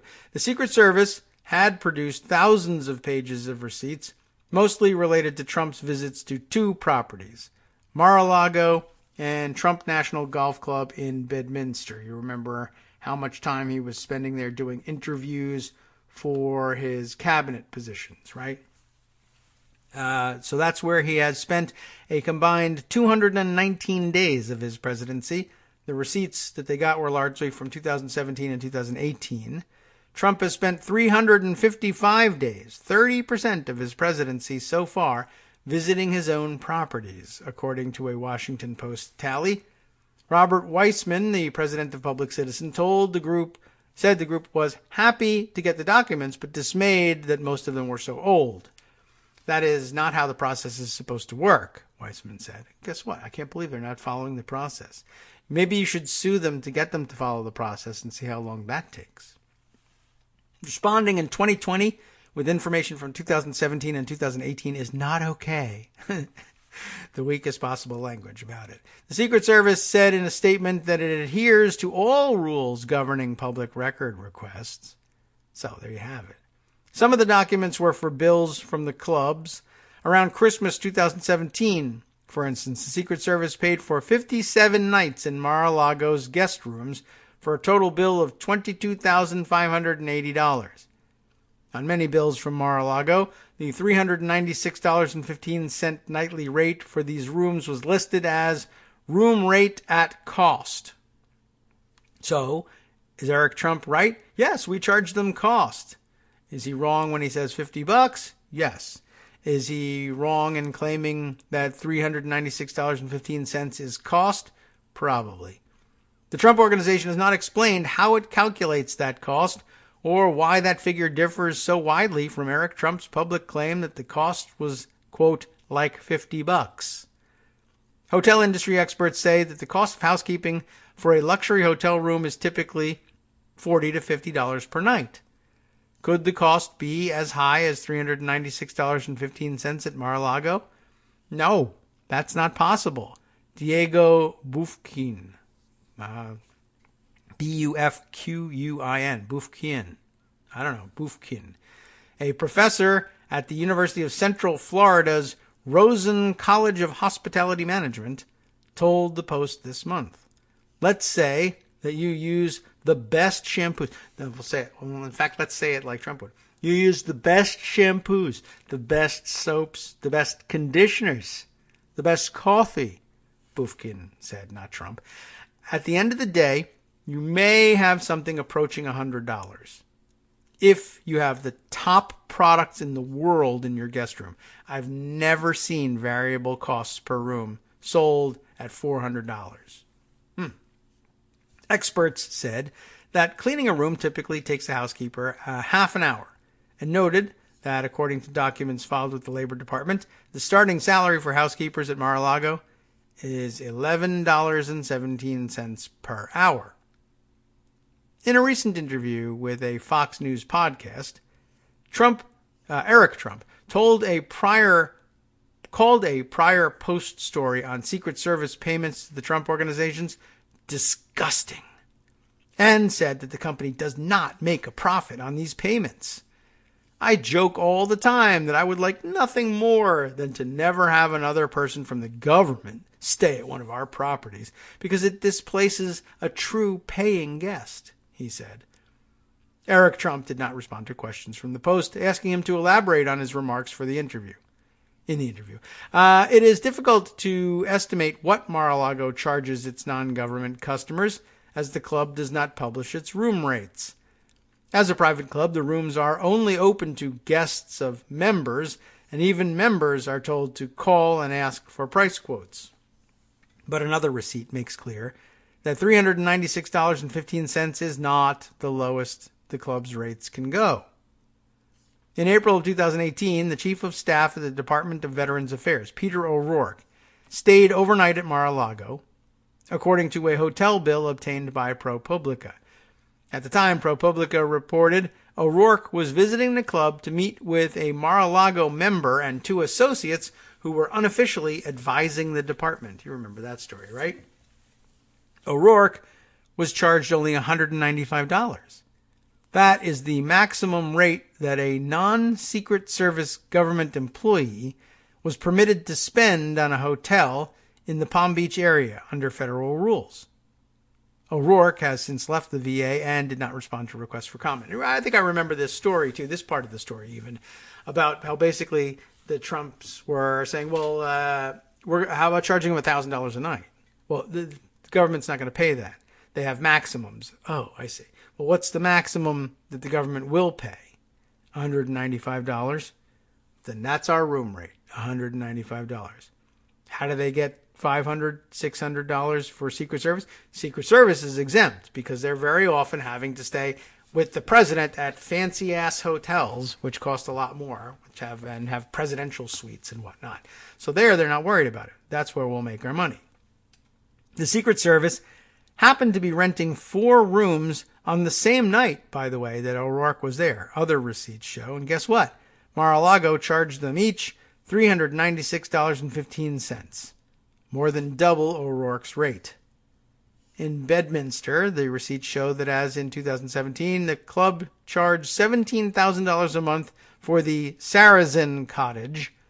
The monthly arrangement meant the Trump Organization company got paid by taxpayers even when Donald Trump wasn't at the club or even in the country.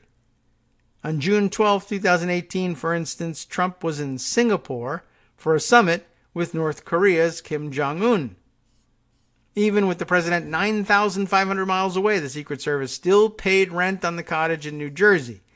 A former government official with direct knowledge of the Secret Service operations told the Post that because equipment was stored in the cottage, it could not be rented to other guests. I mean, that makes some sense, right? The official spoke on condition of anonymity to preserve relationships in the administration. That's an interesting way of putting it. I don't know why they even bother telling you why they asked for anonymity, but that's what they do these days. The Post has now filed more than 60 public records requests of its own, seeking details about payments by the Secret Service, the State Department, the Defense Department, and other agencies. The House Oversight and Reform Committee has also asked the Secret Service for an accounting of its spending at Trump properties, but the service has not yet provided it. And, of course, they have absolute immunity from providing it now, thanks to the McGahn case. They don't, of course. What they really have is a court that says it's not going to help anybody, no matter what they claim. So I guess, what the hell? Claim that they're Dr. Manhattan and don't have to do anything and see if that works. The Secret Service has a statutory duty to report its expenditures at Trump properties, committee chairwoman Carolyn Maloney said, and the incomplete record further underscores the need for transparency. That's true, and you're not going to get any no matter what you do. Basically, the only thing you can do is do forensic analysis the way Farenthold does it, and calling around and simply asking to see, has anybody ever paid $50 for a hotel room or what? All right. Yes, comment true from Mike Musson saying it is amazing that Trump managed to bankrupt a casino when he's been gouging, overcharging, underpaying people, and dodging taxes his whole life. True. Unless, of course, you consider what he's actually doing, which is gouging, overcharging, underpaying people, and embezzling enormous amounts of money while he's doing it. And that's how you bankrupt a casino. Okay, so there you go. Let's see. What else can we fit in before calling things off for the day? I opened up a couple other things. There were a couple other tabs open. Who else has said fascinating things that we need to check in on? I think we got all of them from this screen. What about over here? Yes, got that. Yeah. Okay. All right. I think we're caught up on things that I had opened for your consideration. Let's go back into Pocket and see what else we've got and what we have time for. There are a few short tidbits I can share with you. Just for the hell of it, I'll share this news with you from Texas, Texarkana, Texas, as a matter of fact, where there's been another tremendous victory for campus carry and or constitutional carry, depending on how you see this story. But just a few weeks ago, we were telling the story of the accidental discharge at, I can't remember which of the Texas state colleges it was, but it made a big splash. And just a few weeks later, it made such a big splash that I can't remember. Now, at Texarkana College, a student was injured after a gun accidentally discharged in his hand. Where did it happen? Well, the incident happened on Wednesday inside a classroom on the Texarkana College campus. Now, according to the college police there, the 31-year-old shot himself in the hand when the gun he was holding accidentally discharged. Sure, whatever. The student was taken by private vehicle to an area hospital, treated and released for minor injuries, blowing his hand off, and no one else injured at the time of the incident. Now, the student was not licensed to carry a gun, which is problematic, of course. Texas campus carry law requires that, one, the person carrying the gun be over 21, I believe, over 21 years of age, and be licensed to carry, which this person was not. So I imagine that campus carry people would say, you can't blame campus carry for this one. He didn't qualify under campus carry, which doesn't really, of course, get to the issue, which is that law-abiding gun owners very frequently consider themselves to be law abiders, even though they're not abiding by the law, because the law doesn't really apply to them and it's really for somebody else. And they're responsible people, and I'm just, whatever. Then, of course, though, there's also the fact that there's usually significant overlap between campus carry people and constitutional carry people who say there ought not even constitutionally, there ought not even to be allowed such a thing as gun licensing. Everyone has an inherent right to carry weapons wherever they go without restriction. Not always a 100% overlap, of course, but it makes for interesting arguments when you deal with people who say they're for both and then try to dodge responsibility for campus carry on this one because, well, he didn't meet the requirements. He's 31, older than 21, but he's not licensed, so he shouldn't have had it, which of course means he's not a law-abiding gun owner. And hey, what can you do? I don't know why that's of any interest to anybody, but there you go. Another big victory for campus carry. Once again, the armed patriot who is taking responsibility for protecting himself and his fellow students from a school shooter has accidentally become that school shooter. Luckily, apparently his injuries were minor, shooting himself in the hand. Well, everybody has a different idea about what a minor injury is. Okay, moving on from that, since really, can that honestly be the whole problem here? All right, let's see. Oh, yes, another interesting roundup of news from the States. Who has sent me this one? I'm not certain where this one came from, but a rather interesting story developing down in Kentucky. I believe I saw David Neer commenting on this. It would, of course, grab his interest too. Senate Republican leaders go after Andy Beshear's power with 3 new bills. Andy Beshear, of course, the Democratic governor of Kentucky. However, the legislature in Kentucky is still in Republican control. So what are they doing? They're doing what Republicans in several other states where they have the same situation have done. Is it Wisconsin? Yes, that comes first to mind, where they have a Democratic governor, Republican legislature. And so the first thing the Republican legislature did was set about stripping powers from the governorship and assigning them to themselves in the legislature because they were sad that they had lost an important election. And happening now in Kentucky, and tells you a little bit about the Republican Party, the way they approach governance on every level. And once again, good opportunity to say Trump's not the problem by himself. these sorts of people are everywhere. So here's the news. Senate Republican leaders used their last day to file bills on Wednesday to take aim at Governor Andy Beshear, a Democrat, by filing 3 bills limiting the power of the governor. In the first session, with Republicans controlling the legislative branch and a Democrat in the governor's office, Senate President Robert Stivers, Republican of Manchester, and Senate Majority Floor Leader Damon Thayer, also a Republican, made a play to assert the legislative branch's power over the executive branch. The bills would limit the governor's ability to issue executive orders, limit the salaries of people who leave the legislature to join the executive branch, and give the Senate oversight over the governor's appointments to the Kentucky Horse Park and the Kentucky Horse Racing Commission. Of course, doesn't sound like a huge thing, but horse racing, a bit of a big deal there in Kentucky, where they have that derby each year. When asked Wednesday if the bills were directed at anyone, Stivers said they weren't, so that's good. Well, look, without getting too far into what those bills will actually do, I just wanted to note the fact that they're doing this, and that when Republicans lose elections, they use whatever power they have remaining to make sure that the Democrats who have won those elections and that power, fair and square, are deprived of their ability to use it. Now, I have some advice for Governor Beshear.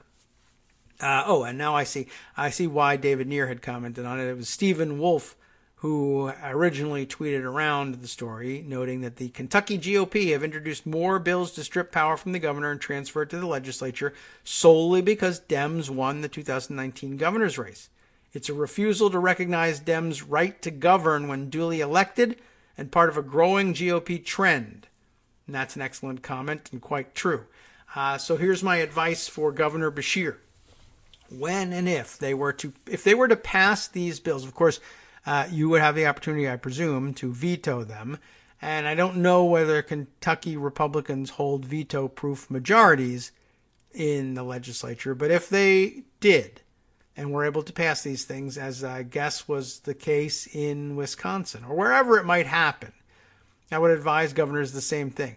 Take advice from the federal appeals court that ruled on the McGahn case. And I would say governors ought simply to refuse to relinquish those powers and continue to execute them as if they had them, and sue the legislature, claiming an absolute immunity from such deprivations, and see what the courts have to say about that. And simply say, well, look, they don't have the right to transfer that. I have an absolute right to retain those powers, and see if your local federal appellate circuit will agree with the D.C. circuit that that's just simply one of those things that courts can't resolve, and you're going to have to work it out for yourself. And then just have one branch of government saying, I have this power, and another branch saying, no, we have it, and see where the chips fall and proceed from there. It'll probably work. It's a great way to run a constitutional democracy, if you ask me. All right, let's see. Another small tidbit that I don't know why anybody needs to know this, but I don't know. Looked kind of interesting and dumb, so I thought I'd grab it. It was reported by The Hill, so it's official and certified that it's dumb. This is the news. This is the tweet headline anyway. That glowing orb, that glowing globe that the Saudis had at that World Economic Conference that they put on a couple of years ago, when all the creepy looking world leaders put their hands on the glowing orb. That orb was made famous in a viral photo. It says, now hidden by U.S. officials, according to a book. And so I'm curious what exactly is going on here. A new book claims that the glowing orb, not the picture, but the orb that President Trump, King Salman of Saudi Arabia, and Egyptian President Abdel Fattah al-Sisi were pictured touching in a viral image, was hidden by officials after the Saudis gave it to the U.S. They have top men working on it, I'm sure. Top men. working on what? I don't know. But in his book, MBS, who was not the representative of the Saudi government there, but rather King Salman. Interesting. Salman, of course, being the S in MBS. He's the BS. He's the BS in MBS. Bin Salman. Mohammed bin Salman. Son of Salman. King Salman. Still the king there. But everyone focuses on the crown prince because he's murdering everybody.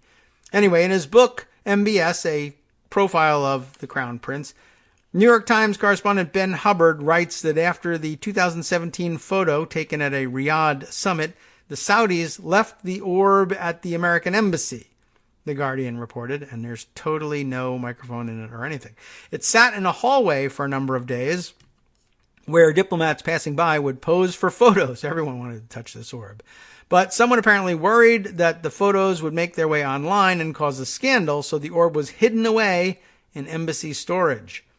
The three took the photograph, which sparked numerous memes and parodies, as part of the launch of Saudi Arabia's Global Center for Combating Extremist Ideology.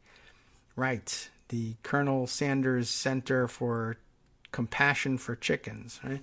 The book, set to be published next week, also details the Saudi Crown Prince's role in Saudi foreign policy and all their serious stuff. But the important thing is that you know now that the orb has been hidden, and maybe hidden in the embassy in Egypt, or did they say Egypt?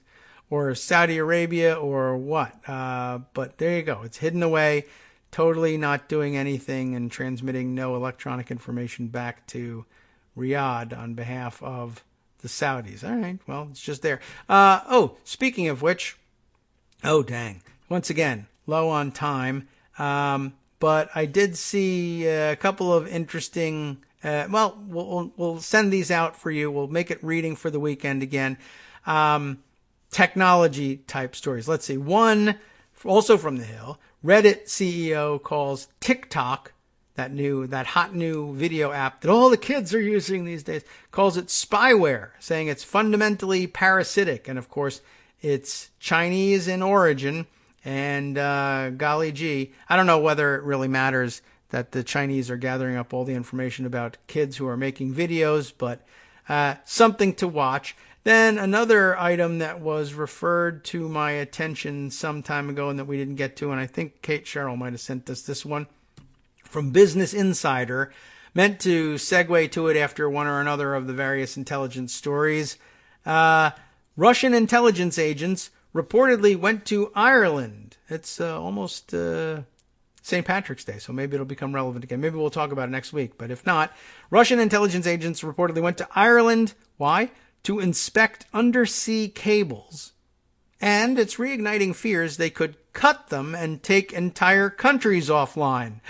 Oh my God, that definitely calls for dramatic music of some kind. I'll give you the bullet points the way Business Insider does it right up top, and we can fit that in before we cut out of here. I think Russian agents have been sent to Ireland to inspect its undersea cables, and it's sparking fears that they could be tapped or cut in the future, according to the Sunday Times of London, I suppose, citing Irish police. And everyone loves to talk to the Irish police. Irish security services suspect that Russia's intelligence agency, the GRU, is using their country, Ireland, as a base to gather intelligence on targets in the EU and UK, now two separate entities, the Sunday Times reported. The large number of tech companies that are based in Dublin could be another reason for Russia's suspected monitoring. An expert on transnational crime and Russian security told the newspaper. There have been long-standing fears that Russian spies could cut transatlantic undersea cables to disrupt communications and financial transactions and take entire countries offline. That is interesting, scary. We'll have to see whether or not, if you get a chance to read the article over the weekend, or if we ever get a chance to discuss it perhaps next week, whether you agree that the threat is as dire as stated. But it is an interesting idea, cutting the undersea cables to disrupt financial transactions, actually stolen from my Privateers of the Caribbean project, wherein I hire mercenaries to do this for me and cut off the internet connectivity of some of the offshore banking places in the Caribbean, and then we storm the place and take control of those funds for ourselves and distribute the booty among ourselves and all become billionaires. Let's get that done sometime in the next week, shall we? Time now, though, to hand things over to Justice Putnam for the West Coast Cookbook and Speakeasy. They're cooking coronavirus out there, but let's see what he's got on tap for today. Starting off in his Bistro Cafe, former campaign manager for Barack Obama, David Plouffe, angered Fox and Friends for calling the network Trump's own political Westworld. And that doesn't even really stab in the heart like it really could. Anyway, then on the rest of the menu, Bill Barr was slammed by a federal judge. You know all about that story. He'll be taking it on from a different angle, or whatever. Let's see here. Yes, DOJ attorney couldn't explain to the Supreme Court how abortion restrictions help anyone, and a federal court blocked Trump from banning asylum seekers after all. What do you think of that? NetworksRadio.com. You have been listening to the Kagro in the Morning Show with David Waldman. That's right, the blocking of the asylum ban, another one of those places that the dotard gets things done. After the break, he moves on to the London policeman who was arrested for links to right-wing terrorism, and Florence Nightingale was a tough pioneer whose principles on hygiene underpin nursing today as the world battles COVID-19.